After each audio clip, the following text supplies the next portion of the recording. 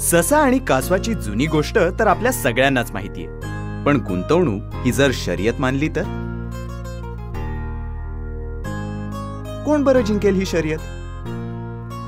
आपण आता असं मानूयात की ससा म्हणजे शेअर मार्केटमधली गुंतवणूक, जी वेग तर देते पण स्थिर कधीच नसते, आणि कासव म्हणजे बॉन्ड मार्केटमधली गुंतवणूक, जी स्थिर आणि सुरक्षित असते पण पुरेशी वेगवान नसते. गुंतवणुकीचं मैदान तर आता आपण पाहिलं.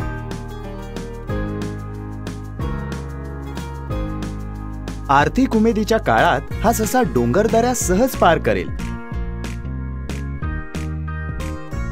पण आर्थिक संकटाच्या काळात आठवतंय ना? तसंच हे कासव पाण्यात सहज पोहेल, पण आर्थिक उमेदीच्या काळात या कासवाचं काय? पण या दोघांनी युती केली तर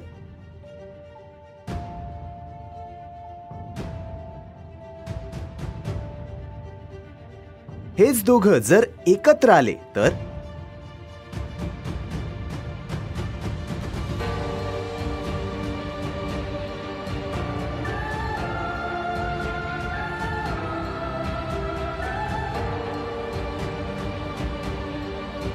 गुंतवणुकीची स्पर्धा जिंकायची असेल तर ससा आणि कासव हे दोघेही असायला हवे. म्युच्युअल फंडचे बॅलन्स फंड हे शेअर मार्केट आणि गव्हर्नमेंट बॉन्ड या दोन्हीमध्ये गुंतवणूक करतात, अगदी ससा आणि कासवाच्या टीम सारखे.